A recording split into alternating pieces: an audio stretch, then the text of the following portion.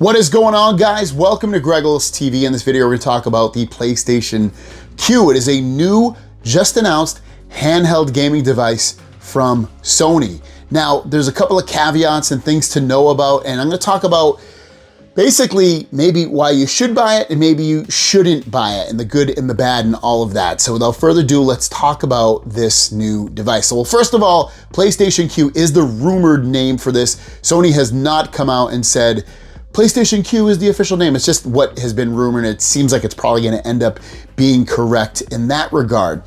The next piece of information is what can we expect in terms of specs? Well, they've kind of spoken about it, so let's go through that first. So you can see it's going to have an 8-inch HD LCD display, and I want to talk about that. That means it's going to be 720p and LCD. LCD is kind of old at this point. OLED is in almost all of devices that you can buy, especially on the phone market for the most part, and tablet for the most part, sometimes not if you're on the Apple side.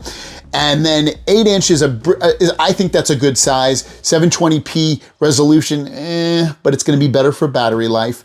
And then LCD, let's be honest, it can get bright. At least it should, hopefully, if it has a good brightness to it, but it's not the newest technology. And the next bit of information is potentially late 2023 release date, which would be the holiday season. You'd probably expect it would probably be released around November of 2023 is when you could actually buy it. Rumored pricing is $199 to $299, and I think that's actually what I expect. I think at $199, it's almost like, you know what, maybe I will grab this. $299, it's almost like, maybe not, and I'll explain that in a moment. Controller layout, it's gonna look like the DualSense controller like you're used to with the PlayStation 5, which is an absolute amazing controller. A big controller, but there's so much to love about that controller in terms of what you can do with it.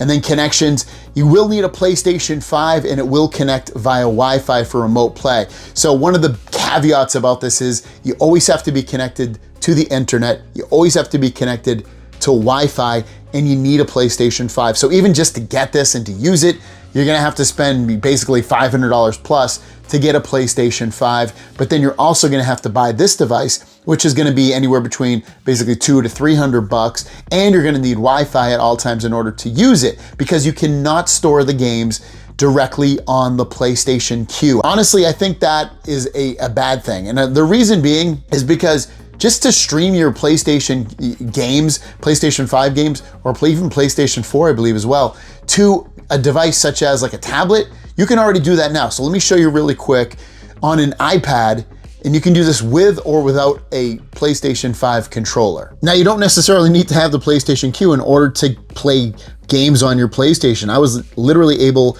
to download the PlayStation Remote app because it's free on the iPad. And the other cool thing about it is that it automatically turns on and off my PlayStation, and I can control it, and I don't even have to use a gamepad if I don't want to. I can use the built-in gamepad in order to use this. So some cool things that you can do are, I can literally bring up this control pad. You can see it's very responsive.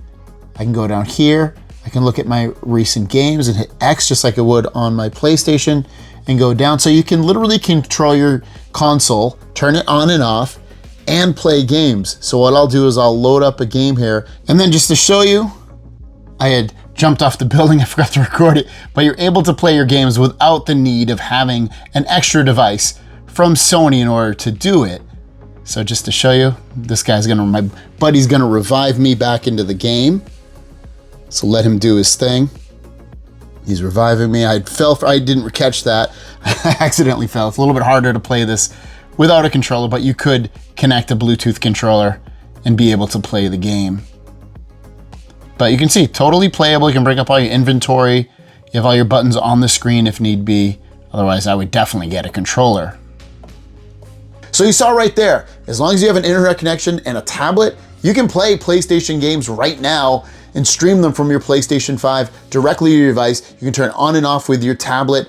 That's perfectly fine. So it kind of almost negates needing a device like this. And what's cool about this device, to go back into, devil's advocate mode, is that, you're getting a device with a built-in controller, a screen, and potentially we don't know what the price is exactly, potentially a lower price than getting a pretty good tablet to run all of this stuff. I just would have loved to see them come out with a device like this, but where you can store the games locally and you can download the games locally. And I don't need a constant internet connection. Supposedly, Sony thinks that the streaming platform is gonna be huge and that this is the future of gaming. And I think in a way it is, but not right now. Internet's still pretty good, but there's latency between the routers and it being wireless, and you're gonna definitely want your PlayStation 5 to be wired in. You cannot, it doesn't look like anyway, have your PlayStation Q mobile device plugged in directly. If you could do both of those, you get really good latency. But when you factor in one's gonna be wireless, one's not gonna be wireless, it hurts the latency and the overall ability to stream the game at a really good way. And you might have some great, if you're right next to the router, you'd probably be really good. The further you are away, the more latency, the less likely the game is gonna be responsive and enjoyable. I love the idea of using my PlayStation 5 on the go. I just would have liked, like I said, to see the game stored locally. If I had to guess if this is gonna be a hit or a miss, I have a feeling, unless it's really, really low priced, I would guess this is probably gonna be a miss on Sony's part, where the games are not stored locally, you have to stream them. It's gonna be different quality for everybody, depending on their internet connection, their router setup, and all of that. But what do you guys think? Let me know what you think about the PlayStation Q in the comments down below. Have a great day. We'll see you down the road. Peace.